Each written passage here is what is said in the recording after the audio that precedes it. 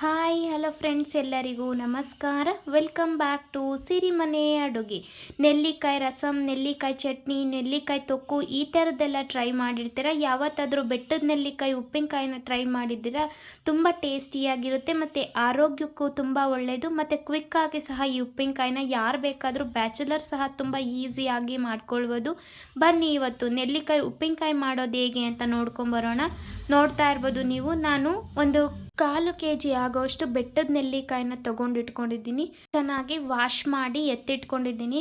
ನೋಡ್ತಾ ಇರ್ಬೋದು ನೀವು, ನಾವು ಕಡ್ಗೋಲ್ ನೆಲ್ಲಿಕಾಯಿ ಎಲ್ಲ ಇದು ಬೆಟ್ಟದ ನೆಲ್ಲಿಕಾಯಿ. ಇದೇ ಪ್ರೊಸೀಜರ್ನ ಫಾಲೋ ಮಾಡಿಕೊಂಡು ನೀವು ಕಡ್ಗೋಲ್ ನೆಲ್ಲಿಕಾಯಿ ಅಂತ ಏನು ಹೇಳ್ತಾರೆ ಅದರಲ್ಲಿ ಸಹ ಮಾಡ್ಕೊಳ್ಬೋದು. ಆದರೆ ಬೆಟ್ಟದ ನೆಲ್ಲಿಕಾಯಿ ತುಂಬ ಒಳ್ಳೆಯದು ಆರೋಗ್ಯಕ್ಕೆ, ನಮ್ಮ ಕೂದಲ ಬೆಳವಣಿಗೆಗೆ ಸಹ ತುಂಬ ಸಹಕಾರಿಯಾಗಿರುತ್ತೆ. ವಿಟಮಿನ್ ಸಿ ರಿಚ್ ಆಗಿರೋದ್ರಿಂದ ಇದು ಆರೋಗ್ಯಕ್ಕೆ ತುಂಬ ಒಳ್ಳೆಯದು. ನೀವು ಗೂಗಲಲ್ಲಿ ಸರ್ಚ್ ಮಾಡಿ ನೋಡಿದ್ರೆ ಗೊತ್ತಾಗುತ್ತೆ ಇದರಿಂದ ಎಷ್ಟು ಬೆನಿಫಿಟ್ಸ್ ಇದೆ ಅಂತ ಹೇಳಿ. ನೆಲ್ಲಿಕಾಯಿ ಉಪ್ಪಿನಕಾಯಿ ಮಾಡೋದಕ್ಕೆ ನಾನಿಲ್ಲಿ 1 ಸ್ಪೂನ್ ಆಗುವಷ್ಟು ಜೀರಿಗೆ, 2 ಸ್ಪೂನ್ ಆಗುವಷ್ಟು ಸಾಸಿವೆ, 1 ಸ್ಪೂನಷ್ಟು ಮೆಂತ್ಯ, 8ರಿಂದ 10 ಎಸಳು ಬೆಳ್ಳುಳ್ಳಿನ ಜಜ್ಜಿಟ್ಕೊಂಡಿದ್ದೀನಿ. 2 ಸ್ಪೂನಷ್ಟು ಅಚ್ಚ ಖಾರದ ಪುಡಿ, ರುಚಿಗೆ ತಕ್ಕಷ್ಟು ಉಪ್ಪು, ಬೇಯಿಸೋದಕ್ಕೆ 2ರಿಂದ 3 ಕಾಳಷ್ಟು ಕಲ್ಲುಪ್ಪನ್ನ ತೊಗೊಂಡಿದ್ದೀನಿ. ಮೊದಲಿಗೆ ನಾನಿಲ್ಲಿ ನೀರನ್ನು ಕಾಯೋದಕ್ಕೆ ಇಟ್ಕೊಂಡಿದ್ದೀನಿ. ನೀರು ಚೆನ್ನಾಗಿ ಕಾದ್ಮೇಲೆ ನಾನು ತೊಗೊಂಡಿರೋಂಥ ನೆಲ್ಲಿಕಾಯಿನ ಚೆನ್ನಾಗಿ ತೊಳೆದು ಸೇರಿಸ್ಕೊಳ್ತಾ ಇದ್ದೀನಿ. ನೆಲ್ಲಿಕಾಯಲ್ಲೂ ಸಹ ಧೂಳಿರುತ್ತೆ, ಹಾಗಾಗಿ ಚೆನ್ನಾಗಿ ತೊಳೆದು ಸೇರಿಸ್ಕೊಂಡು ಸ್ವಲ್ಪ ಕಲ್ಲುಪ್ಪನ್ನ ಸೇರಿಸ್ಕೊಂಡಿದ್ದೀನಿ. ಜಾಸ್ತಿ ಸಮಯ ಏನು ಹಿಡಿಯೋದಿಲ್ಲ, ಒಂದು 5 ನಿಮಿಷ ಆದರೆ ಸಾಕು. ಈ ಥರ ಚೆನ್ನಾಗಿ ಬೆಂದಿದೆಯಾ ಇಲ್ವಾ ಅಂತ ಸಹ ಅದಕ್ಕೆ ನೆಲ್ಲಿಕಾಯಿನ ನೋಡಿದ್ರೆ ಗೊತ್ತಾಗುತ್ತೆ. ಚೆನ್ನಾಗಿ ಅದು ಈ ಥರ ಓಳ್ ಬಿಟ್ಕೊಂಡಿರುತ್ತೆ ಅಥವಾ ಓಪನ್ ಆಗಿರುತ್ತೆ. ನೋಡ್ತಾ ಇರ್ಬೋದು ನೀವು, ವಿಡಿಯೋದಲ್ಲಿ ಕಾಣಿಸ್ತಿದೆ ಅನಿಸುತ್ತೆ. ನೋಡ್ತಾ ಇರ್ಬೋದು ಮಧ್ಯ ಮಧ್ಯೆ ಈ ಥರ ಚೆನ್ನಾಗಿ 4 ಭಾಗ ಆಗಿ ಓಳಾಗಿರುತ್ತೆ. ಇಲ್ಲಿಗೆ ನಾವು ಸ್ಟವ್ನ ಆಫ್ ಮಾಡ್ಕೊಳ್ಬೇಕು. ತುಂಬ ಸ್ಮ್ಯಾಶ್ ಆಗೋ ಥರ ಬೇಯಿಸ್ಕೊಳ್ಬೇಡಿ. ಇವಾಗ ನಾನು ನೀರನ್ನು ಸಪ್ರೇಟ್ ಮಾಡಿ ಎತ್ತಿಟ್ಕೊಂಡಿದ್ದೀನಿ. ನೆಲ್ಲಿಕಾಯಿ ತುಂಬ ಆರೋಗ್ಯಕ್ಕೆ ಒಳ್ಳೆಯದು. ಈ ಉಪ್ಪಿನಕಾಯಿ ಮಾಡಿಟ್ಕೊಂಡ್ರೆ ದಿನ ಒಂದೊಂದು ತಿಂದರೆ ಆರೋಗ್ಯಕ್ಕೆ ತುಂಬ ಒಳ್ಳೆಯದು. ನೋಡ್ತಾ ಇರ್ಬೋದು ನೀವಿಲ್ಲಿ ನಾನೊಂದು ಕಡಾಯಿನ ಬಿಸಿ ಮಾಡೋದಕ್ಕೆ ಇಟ್ಕೊಂಡಿದ್ದೆ. ಕಡಾಯಿ ಬಿಸಿ ಆದಮೇಲೆ ನಾನು ತೊಗೊಂಡಿರೋಂಥ ಮೆಂತ್ಯನ ಹುರ್ಕೊಳ್ತಾ ಇದ್ದೀನಿ. ತುಂಬ ಸೀಸೋದಕ್ಕೆ ಹೋಗ್ಬೇಡಿ, ಸ್ವಲ್ಪ ಲೈಟಾಗಿ ಕಲರ್ ಚೇಂಜ್ ಆಗೋವರೆಗೂ ಹುರ್ಕೊಳ್ಳಿ. ಇವಾಗ ನಾನು ಸಾಸಿವೆನ ಸಹ ಸೇರಿಸ್ಕೊಂಡು ಅದನ್ನು ಸಹ ಹುರ್ಕೊಂಡಿದ್ದೀನಿ. ಈ ಸಾಸಿವೆ, ಜೀರಿಗೆ, ಮೆಂತ್ಯ ಎಲ್ಲ ಹುರ್ಕೊಳ್ಬೇಕಾದ್ರೆ ಸ್ಟವ್ನ ಮೀಡಿಯಮ್ ಅಥವಾ ಲೋ ಫ್ಲೇಮಲ್ಲಿ ಇಟ್ಕೊಂಡು ಹುರ್ಕೊಳ್ಳಿ. ಬೇಗ ಸೀದೋಗೋಂಥ ಚಾನ್ಸ್ ಇರುತ್ತೆ. ಹಾಗಾಗಿ ಯಾವುದು ತುಂಬ ಸಮಯ ಏನು ಹಿಡಿಯೋದಿಲ್ಲ, ತುಂಬ ಬೇಗ ಆಗುತ್ತೆ. ನೋಡಿ, ಸಾಸಿವೆ ಸಹ ಚೆನ್ನಾಗಿ ಫ್ರೈ ಆಗಿದೆ. ಇವಾಗ ಸ್ಟವ್ನ ಆಫ್ ಮಾಡಿಕೊಂಡು ಜೀರಿಗೆನ ಆ ಬಿಸಿ ಬಾಣಲಿಗೆ ಹಾಕಿ ಮಿಕ್ಸ್ ಮಾಡ್ಕೊಳ್ತಾ ಇದ್ದೀನಿ. ಅದನ್ನೇನು ಹುರಿಯೋ ಅಂಥ ಅಗತ್ಯ ಇಲ್ಲ.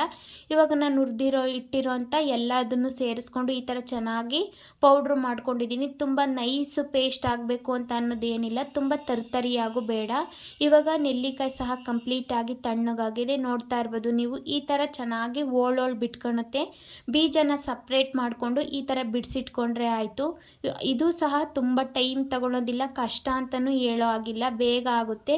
ಈ ಬೀಜ ಏನಕ್ಕೂ ಬರೋದಿಲ್ಲ, ಈ ಸೀಡ್ಸು. ನೀವು ಅದರಲ್ಲಿ ಏನಾದರೂ ಮಾಡೋ ಆಗಿದ್ದರೆ ನನಗೂ ಸಹ ತಿಳಿಸಿ, ನಾನು ತಿಳ್ಕೊಳ್ತೀನಿ. ನಾನು ಅದನ್ನು ವೇಸ್ಟ್ ಮಾಡ್ತೀನಿ, ನಿಮಗೆ ಗೊತ್ತಿದ್ದರೆ ತಿಳಿಸಿ. ನೋಡ್ತಾ ಇರ್ಬೋದು ನಾನಿವಾಗ ಇದನ್ನು ಸ್ವಲ್ಪ ತಣ್ಣಗಾಗೋದಕ್ಕೆ ಇಟ್ಟಿದ್ದೀನಿ. ಆಲ್ರೆಡಿ ತಣ್ಣಗಾಗಿದೆ. ಈ ಥರ ಬಿಡಿಸಿದ ಮೇಲೆ ಸ್ವಲ್ಪ ಬಿಸಿ ಇರುತ್ತೆ, ಅದು ಸ್ವಲ್ಪ ಕೂಲ್ ಡೌನ್ ಆಗೋವರೆಗೂ ಬಿಟ್ಟು ನಾನು ಅದನ್ನು ಒಗ್ಗರಣೆ ಮಾಡ್ಕೊಳ್ತೀನಿ. ಇದರಲ್ಲಿ ನಾವು ನೆಲ್ಲಿಕಾಯಿ ಕ್ಯಾಂಡಿನ ಸಹ ಮಾಡ್ಕೊಳ್ಬೋದು. ಆ ವಿಡಿಯೋನ ಮುಂದಿನ ದಿನಗಳಲ್ಲಿ ಶೇರ್ ಮಾಡ್ಕೊಳ್ತೀನಿ. ಈಗ ನೆಲ್ಲಿಕಾಯಿ ಜಾಮ್ ವಿಡಿಯೋ ಸಹ ನಾನು ಆಲ್ರೆಡಿ ಶೇರ್ ಮಾಡಿದ್ದೀನಿ, ನೋಡಿಲ್ಲ ಅಂದವರು ನೋಡಿ. ಇವಾಗ ಒಗ್ಗರಣೆ ಮಾಡ್ಕೊಳ್ಳೋಣ.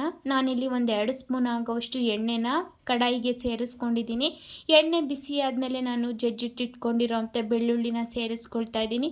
ಬೆಳ್ಳುಳ್ಳಿ ಚೆನ್ನಾಗಿ ಕ್ರಿಸ್ಪಿ ಆಗೋ ಥರ ಚೆನ್ನಾಗಿ ಫ್ರೈ ಆದರೆ ಚೆನ್ನಾಗಿರುತ್ತೆ, ಹಾಗಂತ ಸೀಸೋದಕ್ಕೆ ಹೋಗಬೇಡಿ. ಸ್ವಲ್ಪ ಲೈಟಾಗಿ ಕಲರ್ ಚೇಂಜ್ ಆಗೋವರೆಗೂ ನಾವು ಬೆಳ್ಳುಳ್ಳಿನ ಫ್ರೈ ಮಾಡಿಕೊಂಡು ನಾನು ತಗೊಂಡಿರೋಂಥ ಅಚ್ಕಾರದ ಪುಡಿನ ಸೇರಿಸ್ಕೊಳ್ತಾ ಇದ್ದೀನಿ. ಅಚ್ಕಾರದ ಪುಡಿನ ಸೇರಿಸ್ಕೊಂಡು ಈ ಟೈಮಲ್ಲಿ ನೀವು ಇಂಗುನ ಸಹ ಸೇರಿಸ್ಕೊಳ್ಬೋದು. ನಾನು ಕೊನೆಯದಾಗಿ ಸೇರಿಸ್ಕೊಂಡಿದ್ದೀನಿ. ಇವಾಗ ನೀವು ಫ್ರೈ ಮಾಡಿಟ್ಕೊಂಡಿರೋಂಥ ಮೆಂತ್ಯ, ಸಾಸಿವೆ, ಜೀರಿಗೆ ಪೌಡ್ರನ್ನ ಸಹ ಸೇರಿಸ್ಕೊಂಡು ಈ ಥರ ಚೆನ್ನಾಗಿ ಮಿಕ್ಸ್ ಮಾಡ್ಕೊಳ್ಳಿ. ನಿಮಗೆ ಬೇಕು ಅಂದರೆ ಅರಿಶಿನ ಪುಡಿನ ಸಹ ಸೇರಿಸ್ಕೊಳ್ಬೋದು. ಇವಾಗ ನಾನಿಲ್ಲಿ ಇಂಗುನ ಸೇರಿಸ್ಕೊಂಡಿದ್ದೀನಿ. ಕಲ್ಲುಪ್ಪನ್ನ ನೆಲ್ಲಿಕಾಯಿಗೆ ಬೇಯಿಸುವಾಗ ಸ್ವಲ್ಪ ಸೇರಿಸ್ಕೊಂಡಿದ್ದೀನಿ, ಹಾಗಾಗಿ ಇವಾಗ ಒಗ್ಗರಣೆಗೆ ಸ್ವಲ್ಪ ಸೇರಿಸ್ಕೊಳ್ಬೇಕಾಗುತ್ತೆ. ಈ ಥರ ಚೆನ್ನಾಗಿ ಮಿಕ್ಸ್ ಮಾಡಿಕೊಂಡು ರುಚಿಗೆ ತಕ್ಕಷ್ಟು ಉಪ್ಪನ್ನ ಸೇರಿಸ್ಕೊಂಡಿದ್ದೀನಿ. ನೀವು ಈ ಟೈಮಲ್ಲಿ ಬೇಕು ಅಂದರೆ ಅರಿಶಿನ ಸೇರಿಸ್ಕೊಳ್ಬೋದು. ನಾನು ಸ್ವಲ್ಪ ಅರಿಶಿನ ಪುಡಿನ ಸೇರಿಸ್ಕೊಂಡು ಒಮ್ಮೆ ಚೆನ್ನಾಗಿ ಮಿಕ್ಸ್ ಮಾಡ್ಕೊಳ್ತಾ ಇದ್ದೀನಿ. ಒಗ್ಗರಣೆನ ಸೀಸೋದಕ್ಕೆ ಹೋಗಬೇಡಿ. ಮತ್ತು ನೆಲ್ಲಿಕಾಯಿ ಉಪ್ಪಿನಕಾಯಿನ ನೀವು ಜಾಸ್ತಿ ದಿನ ಇಟ್ಕೊತೀರಾ ಅಂತ ಅನ್ನೋದಾದರೆ ಸ್ವಲ್ಪ ಎಣ್ಣೆನ ಜಾಸ್ತಿಯಾಗಿ ಯೂಸ್ ಮಾಡ್ಕೊಳ್ಳಿ. ಎಣ್ಣೆನ ಜಾಸ್ತಿಯಾಗಿ ಯೂಸ್ ಮಾಡೋದ್ರಿಂದ ತುಂಬ ದಿನ ಬಾಳಿಕೆ ಬರುತ್ತೆ ಮತ್ತು ಟೇಸ್ಟು ಸಹ ಚೆನ್ನಾಗಿರುತ್ತೆ. ನಾನು ಸ್ವಲ್ಪ ಉಪ್ಪಿನಕಾಯಿ ಹಾಕ್ಕೊಂಡಿರೋದ್ರಿಂದ ಎಣ್ಣೆ ಸ್ವಲ್ಪ ಕಡಿಮೆನೇ ಯೂಸ್ ಮಾಡ್ಕೊಂಡಿದ್ದೀನಿ, ಬೇಗ ಖಾಲಿಯಾಗುತ್ತೆ ಅಂತ ಹೇಳಿ. ಇವಾಗ ನಾನು ಬಿಡಿಸಿಟ್ಕೊಂಡಿರೋಂಥ ನೆಲ್ಲಿಕಾಯಿನ ಸೇರಿಸ್ಕೊಂಡು ಒಮ್ಮೆ ಚೆನ್ನಾಗಿ ಮಿಕ್ಸ್ ಮಾಡಿಕೊಂಡ್ರೆ ಈಸಿ ಆ್ಯಂಡ್ ಟೇಸ್ಟಿಯಾಗಿರೋಂಥ ನೆಲ್ಲಿಕಾಯಿ ಉಪ್ಪಿನಕಾಯಿ ರೆಡಿ ಆಯಿತು. ಈ ರೆಸಿಪಿನ ನೀವು ನಿಮ್ಮ ಮನೆಯಲ್ಲಿ ಟ್ರೈ ಮಾಡಿ ಟೇಸ್ಟ್ ಹೇಗಿತ್ತು ಅಂತ ನನಗೆ ಕಮೆಂಟ್ ಮಾಡಿ ತಿಳಿಸಿ. ಹಾಗೆ ಇನ್ನೂ ಯಾರ್ಯಾರು ನಮ್ಮ ಚಾನಲ್ನ ಸಬ್ಸ್ಕ್ರೈಬ್ ಮಾಡದೆ ನೋಡ್ತಾ ಇದ್ದೀರಾ, ಪ್ಲೀಸ್ ಸಬ್ಸ್ಕ್ರೈಬ್ ಮಾಡಿಕೊಂಡು ನಮಗೆ ಸಪೋರ್ಟ್ ಮಾಡಿ. ಇದನ್ನು ಚೆನ್ನಾಗಿ ಮಿಕ್ಸ್ ಮಾಡಿಕೊಂಡು ಸ್ಟವ್ನ ಆಫ್ ಮಾಡಿಕೊಂಡ್ರೆ ಉಪ್ಪಿನಕಾಯಿ ರೆಡಿ ಆಯಿತು. ನೋಡ್ತಾ ಇರ್ಬೋದು, ಟೇಸ್ಟಿಯಾಗಿರೋಂಥ ಉಪ್ಪಿನಕಾಯಿ ರೆಡಿ ಆಯಿತು. ನೆಕ್ಸ್ಟ್ ವಿಡಿಯೋದಲ್ಲಿ ಸಿಗ್ತೀನಿ ಫ್ರೆಂಡ್ಸ್. ಅಲ್ಲಿವರೆಗೂ take care, bye, thank you for watching.